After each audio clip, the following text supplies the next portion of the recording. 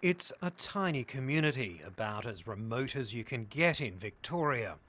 LakeTyers is freehold land, owned collectively by scores of Indigenous Victorians. For the past 6 years, it's had no form of self-governing council.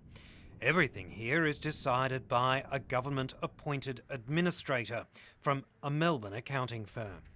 It's bad because we don't have a say in what's happening on our land at the moment. The self-determination of Aboriginal people out at LakeTyers have no say at all. We went to school here, a lot of the people. They grew up when it was a missionary day, and right up till today, it hasn't changed. LakeTyers is very important in the history of Aboriginal government relations because it was the place that the government has always wanted to send all Aboriginal people to. That was their aim, to concentrate all Aboriginal people from all over the state to LakeTyers. In 1971, these were the first Aboriginal Australians to be given control of their land.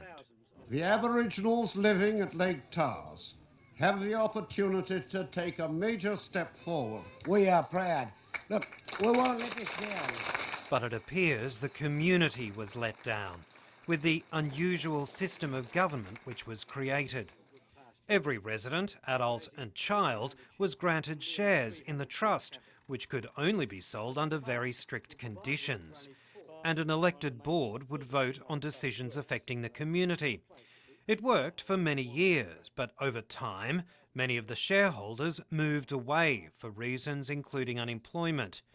They were largely replaced by other Indigenous people who moved in. Then, 6 years ago, the Shareholder Management Committee collapsed. They went to the government of the day and they asked for support.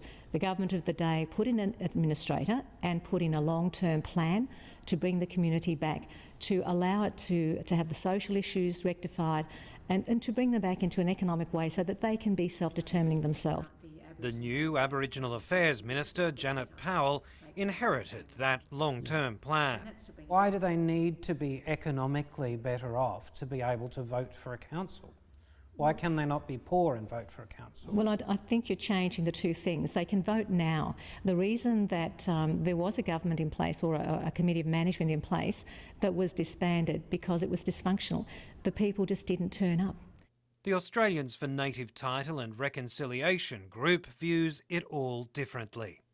As far as I'm aware, the government has been saying that they put the trust in the hands of an administrator because the community asked for that.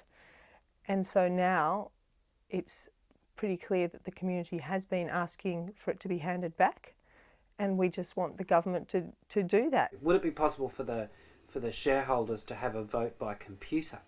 And It doesn't matter where they are in the state. Well, I made that suggestion the other day at the community meeting. Janie Proctor is a shareholder who lives at LakeTyers, though due to overcrowding at the settlement, she's forced to live in this converted garage with her husband and 2 children. I'm telling you, 90% of them shareholders will probably want to come back here. She was one of several women who started a picket last month when, for a 2-week period, the community briefly wrested some form of self-government by refusing to let the government administrator and manager pass because of what they call a lack of consultation. It worked for a while until the manager and administrator simply drove in, accompanied by police. A LakeTyers elder and shareholder, Michael Edwards, shows me around what the community regards as a cultural site, where the government has decided to run a new sewage pipeline. It's just one example of a decision made on his land that he had no say in. We need to get on with life here. That's what I reckon. We've got to get on with it and be happy, and take, we need our freedom. Mr Edwards, like many others here, say he's grateful that the government is building a handful of new houses for the community. But like many others, he also says they're being built in the wrong place, that the buildings are too close together. Do you think that if this was a white community we would have this issue? This is fairly unique in that it's an Aboriginal community where people actually live there, the services are provided there. It is a very unique community. They're very proud people. The Minister says she has a plan. What I have done is I'm going to make sure that there are 2 committees of management, one for the shareholders and one for the residents. Would that work? No, I don't think so. I don't think so. The last say should be always up to the shareholders. They're the owners of this land. I think the Minister is setting too high a bar in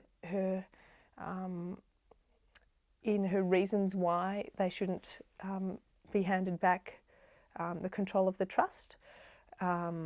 It's as if they need to fix all the problems they ever have had, social problems, before they should have the right to govern. Maybe they should be involved in solving those issues as governors.